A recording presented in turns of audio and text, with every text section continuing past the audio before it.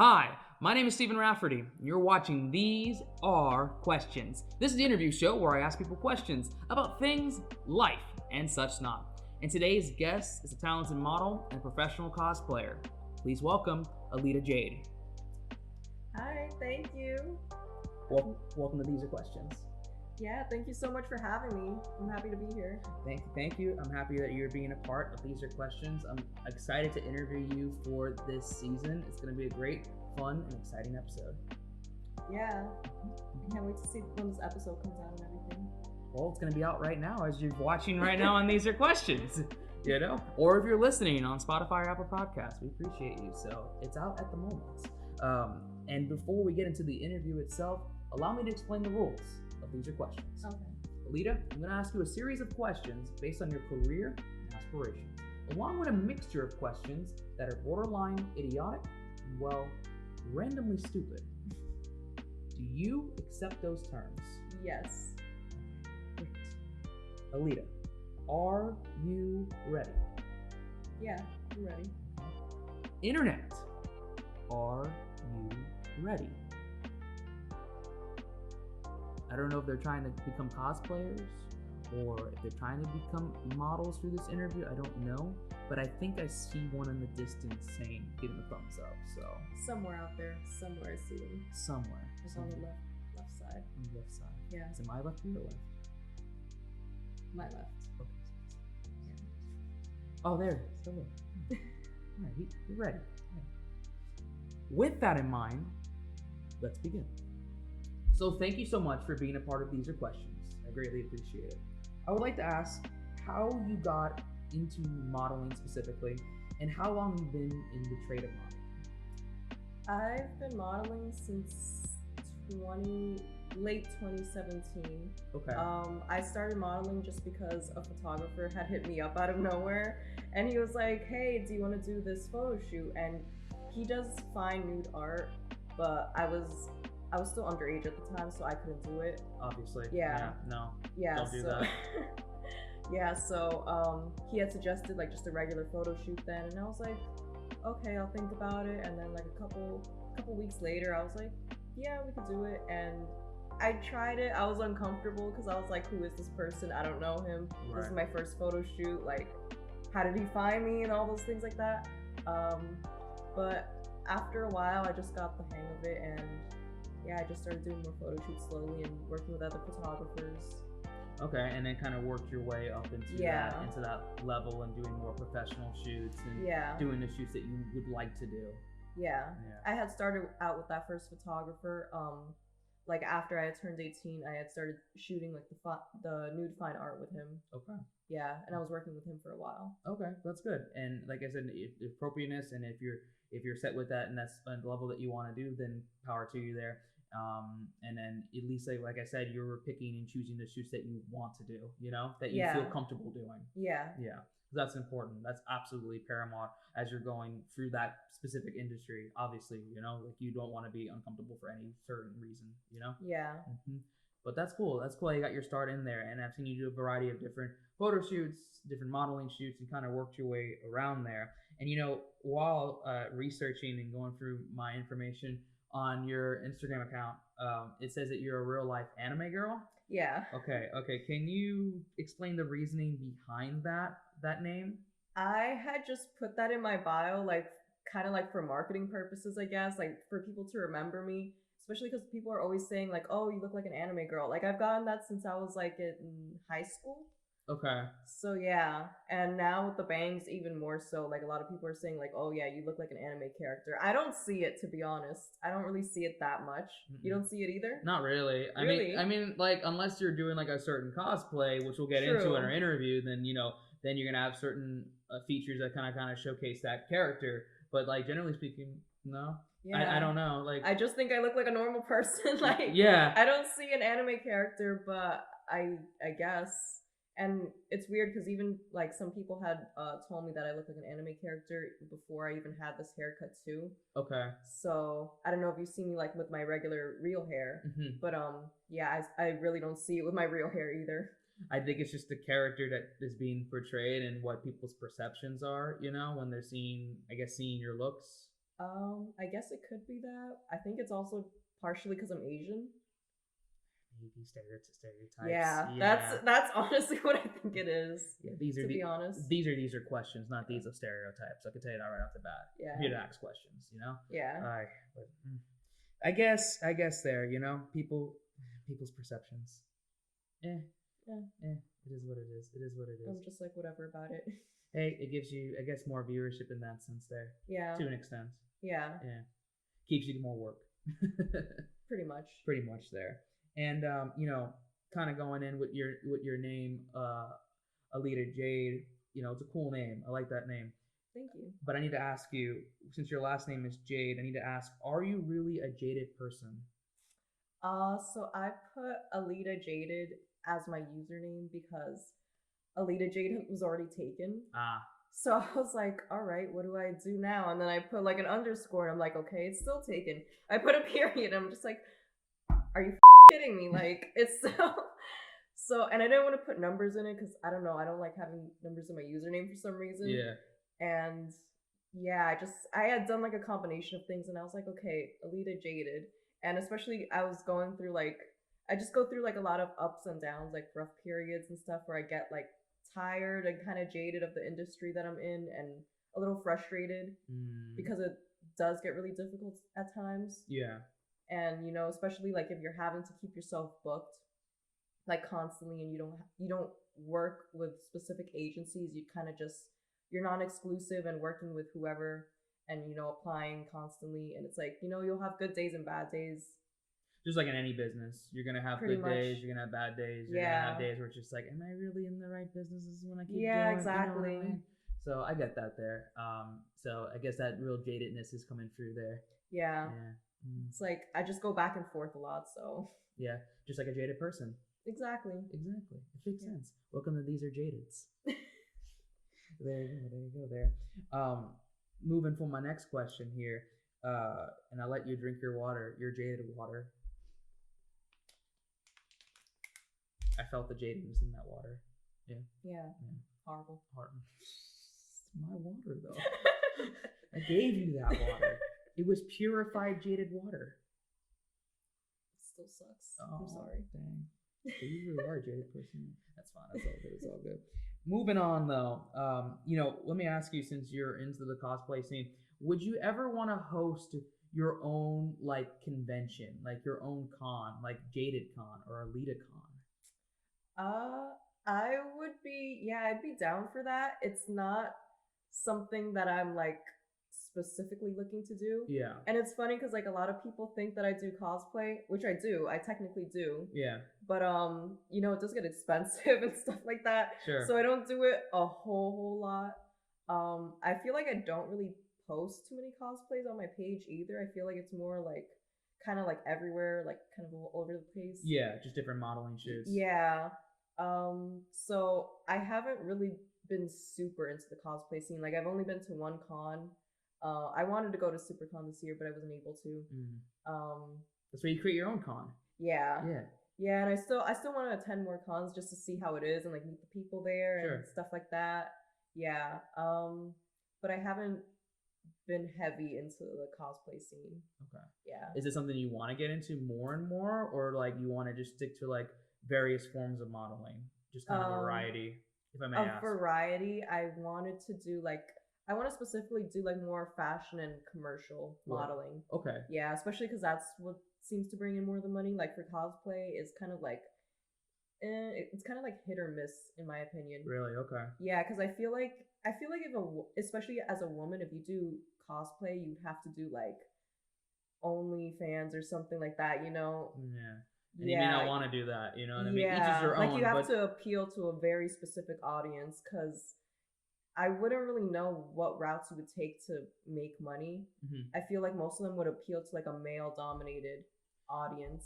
Well, I can say I'm newer into the fashion sense, as many of you that listen and watch the show are seeing a lot of my fashion work recently with photography shoots and runway shoots. I think the general thing is kind of the idea of like an actor, where like typically if you're going for your own castings, you're like, if it's an actor, you're like non-union or union work.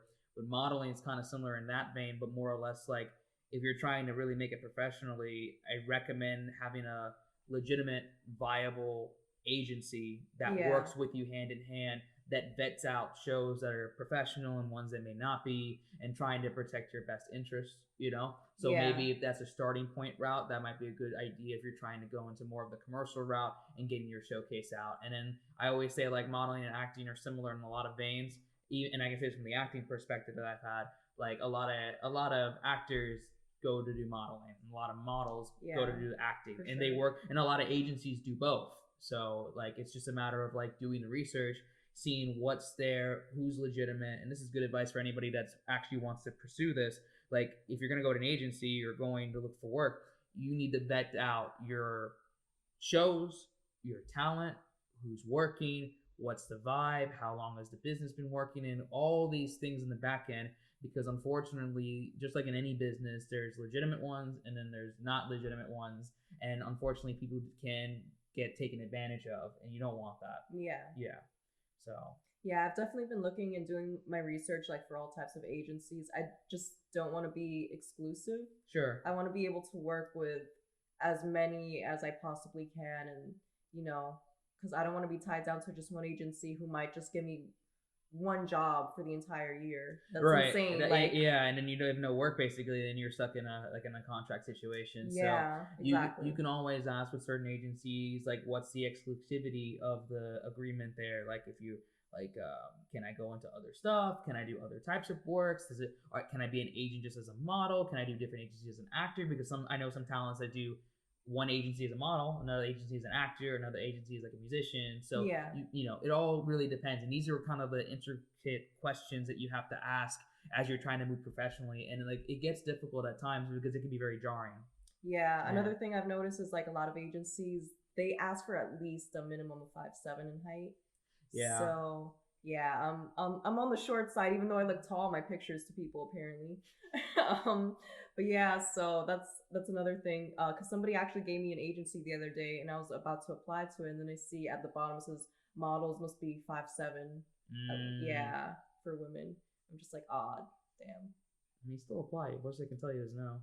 You never know. That's true. You never know. So I always say, like, if you have most of the skill sets, like, these are questions, separate advice here. If you have most of the skills and you're missing like one or two, and it's not like game changing there, still apply. You never know.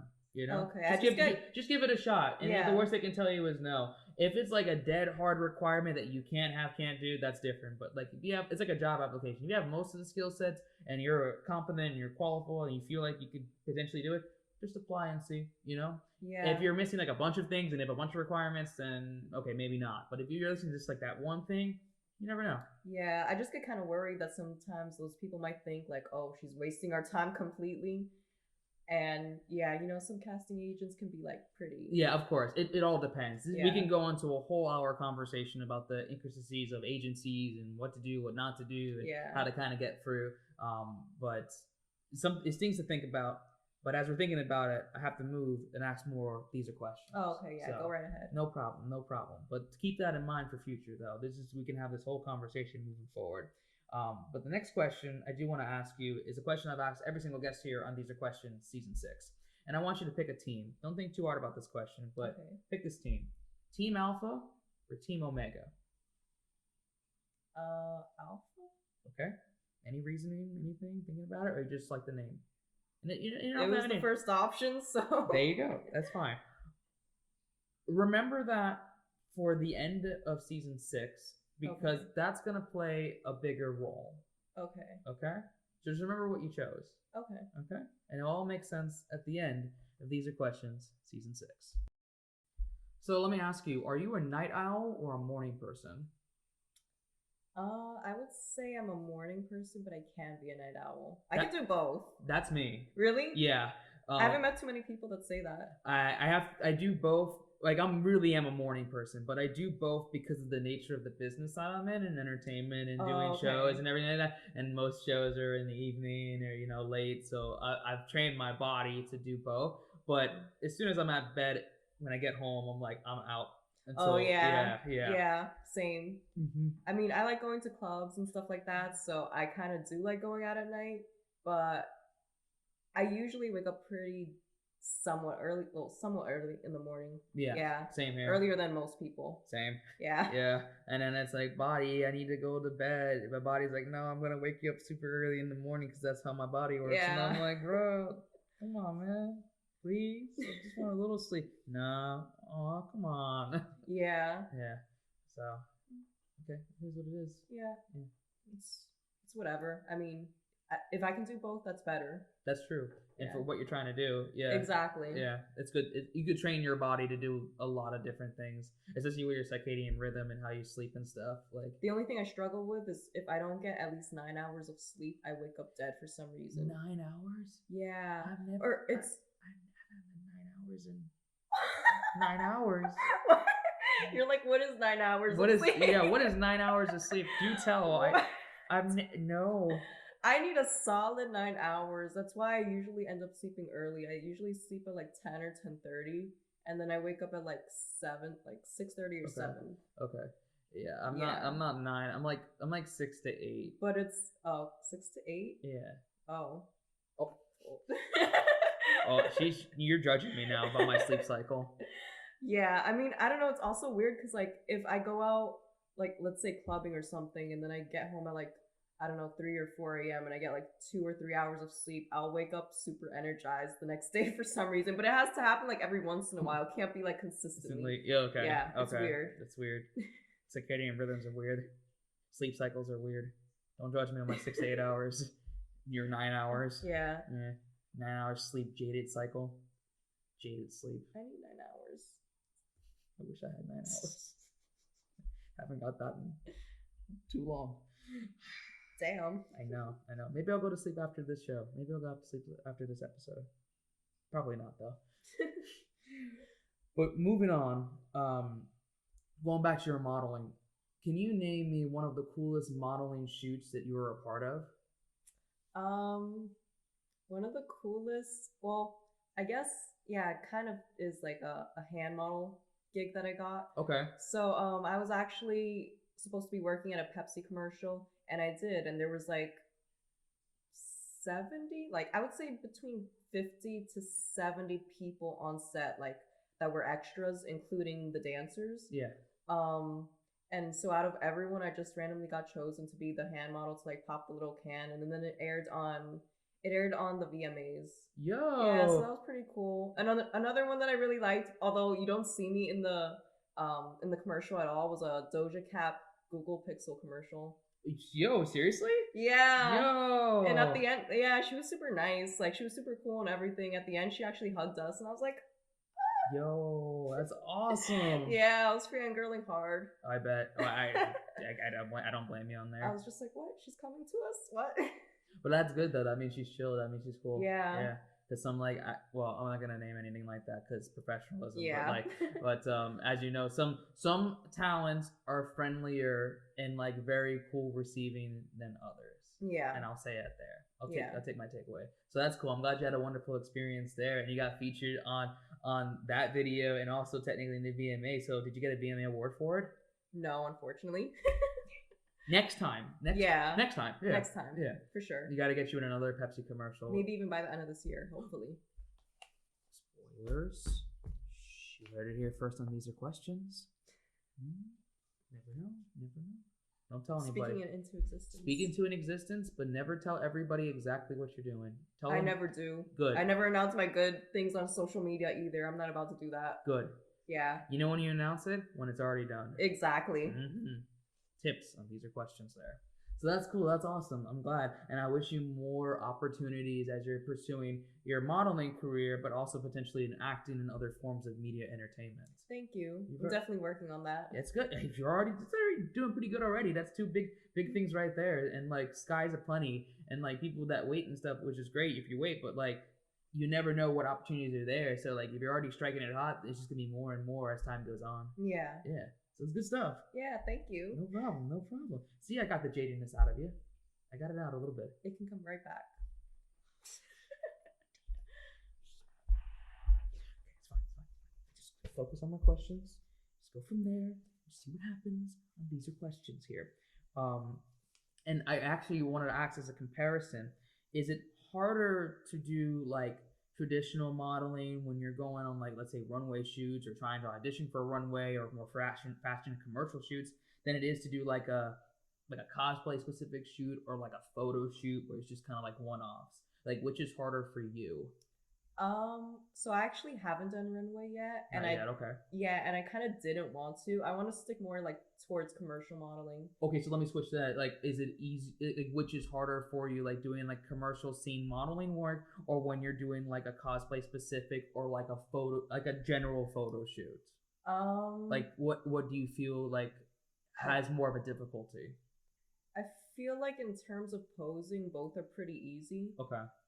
Especially like with cosplay, it's like you could just like look up the poses of the character. Like I know Sailor Moon, a Sailor Moon cosplay I did, which was Sailor Mars. She does something like this with her hands. So it's like, I could just look up those poses and things like that. But I would say cosplay is harder because you have to either buy the outfit, which is going to be expensive, or make it, which is also expensive. Oh yeah, very much. Yeah. And like commercial modeling, it's like it's pretty easy and straightforward, I would say. And like a lot of them don't ask for like too crazy poses. They just ask for like, regular, relaxed or chill. Yeah. Yeah. Casual. Casual. Like I can compare with commercial and film work. Like if you ever been on a film set, well you have. Like if you've been on like film pieces or like TV pieces, like film actors do a certain style that relates to what the director's envisioning. I like to compare with like traditional film work and like theater work. Like if you're a film actor, you have a certain place structure, how you do your shots, how you're reacting to the camera, the audio. Similar modeling in the vein of like what you're going to be posing and striking. As you just mentioned, it's kind of more casual, relaxed, or it's based on the discretion of what the director wants. Yeah. As opposed to like, I'm going to use theater.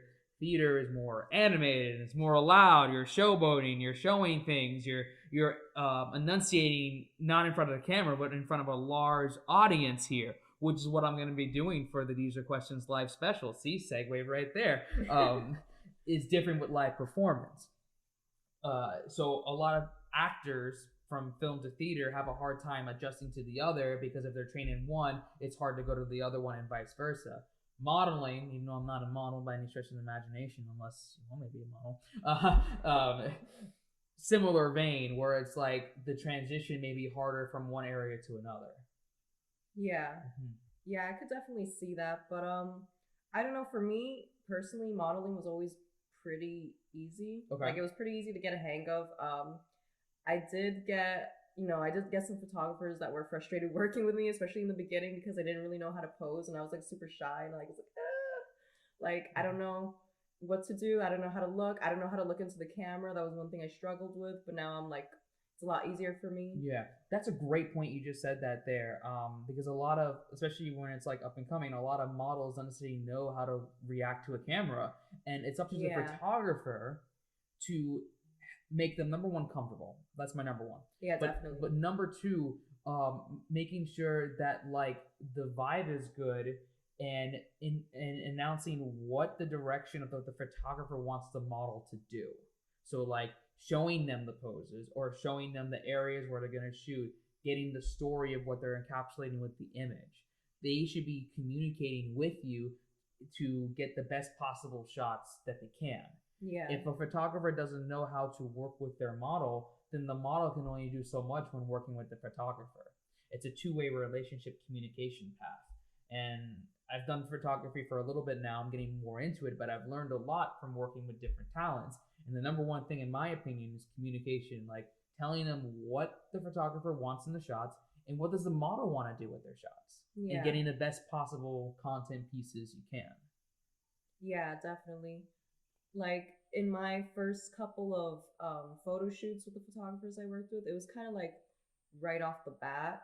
Like he was just like, oh, okay, we can shoot like this, like we'll be in this location, and I'll just kind of like work with you. He did show me some poses on his phone, so like he was kind of trying to train me and teach me like how and what to do, because I did not know. I did not have a clue at all. Right. And at least he had that. That's something. But even then, it's like, even if you just show a picture of a pose, the talent, model, or whatever, they may not know how to do that properly. You know what I mean? You can't just assume that every model knows every single pose and everything on the planet. Like, you have to coach and communicate what you're trying to accentuate. And then even if you have those photos and those stills, you may not necessarily get that. You have to work with them. So yeah. I guess it's also why modeling school comes in handy. Exactly, yeah. There's a reason why you have that. Just like there's photography classes you can take and performance classes you could take. You learn the skills of what the technical side of it is and how to do XYZ. And then the creative part of it is when you can kind of break a little bit of the rules, play around with it, you know, and find your own style. But in order to do that, you have to have your foundations in place, at least in my opinion. Same thing with modeling, photos, whatever. You got to have your pillars set. Because if your foundations are not sturdy, it's going to crack, and then you're going to lead to bad productions, bad shoots, bad whatever. You know? Yeah. I definitely agree with you there. Thank you. I appreciate it. So as we're going on with These Are Questions, more questions going on here. We're almost at the end of our These Are Questions interview here. I just have 2 more questions to ask you. Okay? The next question I want to ask you is, what's a defining piece of advice you carry on when you're modeling? Always research the photographer. Always make sure that you're comfortable with them. You're 100% secured. Like, if you can, even bring a friend or somebody there. Another thing I would always say is definitely have confidence in yourself, because if you don't, it shows in the pictures. Yes, I've said this all the time. Like, if you goes back to, if the model isn't comfortable or the photographer is having whatever, the shots are gonna. It looks so bad. Yeah, you feel it, you see it. Yeah, you can even see how uncomfortable they look sometimes in the pictures and things like that. Like, I even look at my first photo shoot and it was kind of funny. I look so awkward and weird in it. And I'm just like, it's such a weird transition to just see, like, side by side my newer shoots compared to that first one. You're seeing that as in terms of experience, but you're seeing that because it's like the first couple of shoots, maybe you weren't in the most comfortableness part, or maybe you were like, I'm not sure. You said a little awkward, a little stuff going on. But now you see it's like, okay, I see the confidence coming out, and that confidence showcases there. And I've said that to models and photographers. If you're not comfortable / confident in what you're doing, that's gonna come out on that camera so quickly. Like, it's wild. It will. It's like, if you feel that you're not going to be confident in it, you might as well just not shoot. Yeah. Seriously. No, that's serious. Like, that's a good piece of advice right there. If you're not feeling the confidence in what you're doing for XYZ project, it's going to show in the results. Yeah. It'll kind of just be like a waste of time at that point. And we don't want to be a waste of time here on These Are Questions. We just want to give time to let you explain what you do here, and also to answer my stupid questions. I'm ready for the next stupid one if you have it. I have one more question to ask you, and it is a stupid question. Okay. The last question I want to ask you here on our These Are Questions interview is actually kind of a scenario. The scenario is, if you were trapped in a steel cage, so like a steel cage match, something like that, with a historical figure, which historical figure would you choose and why? That's a good question. Thank you. I tried.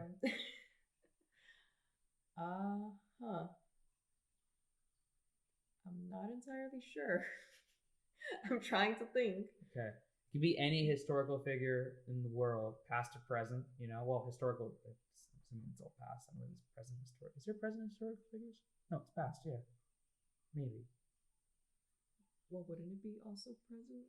Well, but that means they're just a figure. They're not historical. That's true. Yeah. At the moment. Yeah. Okay. Past historical figures. Yes. I feel like this is a history class right now, or a history lesson, and I'm failing it so bad. There you go. Welcome to These Are Histories. Or These Are Failures. Past historical figure. I guess I would choose... I'm thinking. I'm gonna help you. I'm gonna phone a friend. Well, I'm not gonna phone a friend, but I'm gonna try to think of something. And the phone was just going off right now. That's the friend right now. Is your friend a historical figure?